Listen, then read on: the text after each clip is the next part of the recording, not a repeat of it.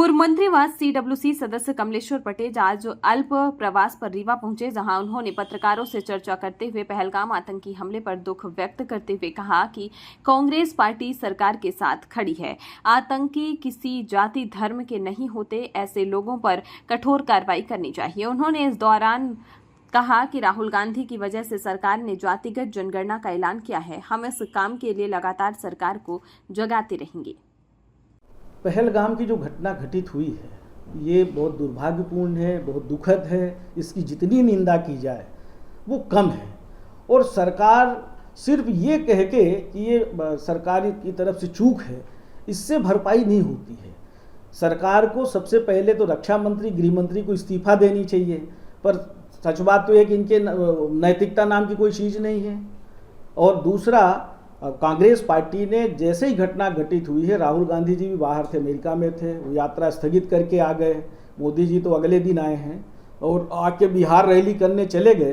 Congress party के हमारे राष्ट्रीय अध्यक्ष खड़गे जी, आदरणीय राहुल गांधी जी तत्काल सीडब्ल्यूसी की मीटिंग बुलाते हैं और कांग्रेस वर्किंग कमेटी की बैठक में स्पष्ट तौर से ये तय करते हैं कि हम देश के साथ हैं, हम सरकार के साथ है। सरकार के ऊपर कोई बाहरी संकट या इस तरह से आतंकवादी हमला कुछ भी होता है, ये हमारे देश के ऊपर हमला है, हम इसमें राजनीति नहीं करेंगे और पूरी मुस्तैदी से आज भी खड़े हैं।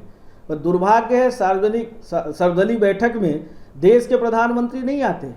अगर वो इतने चिंतित होते, इतने लोगों के देश की जनता के प्रति सजग होते, अपनी जिम्मेदारी का निर्वहन कर रहे होते, तो वो सर्वदलीय बैठक में आते, जहाँ देश के गृह मंत्री, रक्षा मंत्री, सभी दलों के नेता उपस्थित थे और वहाँ विचार मंथन करके कठोर से कठोर निर्णय लेते।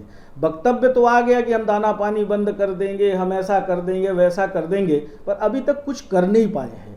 तो कहीं ना कहीं सरकार की असफलता ही हम कहेंगे। वो 56 इंच का जो सीना था वो लगता है कि 6 इंच का हो गया है। अब 6 का भी बचा है कि नहीं भगवान जाने। तो ये जो सरकार की तरफ से निर्णय अभी तक जिस तरह से पहलगाम घटना को लेके अभी किसी भी उस पर नहीं पहुँचे हैं, तो इसकी हम घोर निंदा भी करते हैं। हमारी पार्टी लगातार इस बात को लेके सजग है और सरकार के साथ है कि आप कठोर से कठोर कार्रवाई करिए। आतंकवाद या इस तरह की घटना करने वालों की कोई जात नहीं होती, ऐसे लोगों को सज़ा मिलनी चाहिए। तो पर भारतीय जनता पार्टी सिर्फ दिमाग डाइवर्ट करने का खेल एक बार नहीं, ये कई बार कर चुके हैं। अब आप बताओ, सुप्रीम कोर्ट के जो चीफ जस्टिस है उनके ऊपर कौन, निशिकांत दुबे है कोई भाजपा का सांसद, वो बोलते हैं देश में जो भी अव्यवस्था है, जो भी झगड़े हो रहे हैं, जो भी लड़ाई झगड़े जो भी है, वो सारा उनके ऊपर डाल दिया, नाम लेके सुप्रीम कोर्ट के चीफ जस्टिस का।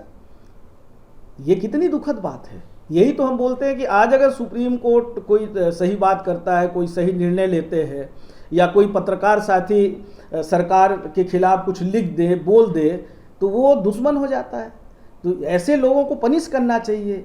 ये हमारा देश शांति का देश है, सर्व धर्म संभाव का देश है, जहाँ सभी जाति धर्म के लोगों को बराबर की जिम्मेदारी, हिस्सेदारी है और हमारे संविधान में इस बात का प्रावधान है कि वो चाहे किसी भी जात धर्म का हो, सबके बराबर के अधिकार हैं।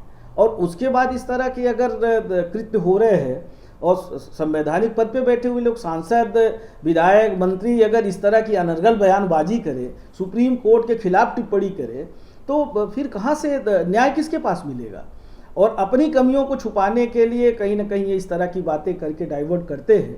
पर देर आए दुरुस्त आए, हम इसका तो स्वागत करते हैं जाति जनगणना का। पर इसके लिए हम राहुल गांधी जी का बार बार धन्यवाद करते हैं कि आप पिछड़ों की, हरिजन, आदिवासी सभी वर्ग की आप आवाज़ बने और देश में जो आज ज़रूरत थी कि हमारे देश का जो बजट है, जो पैसा है और या जो संस्थाएं हैं, वहाँ सबकी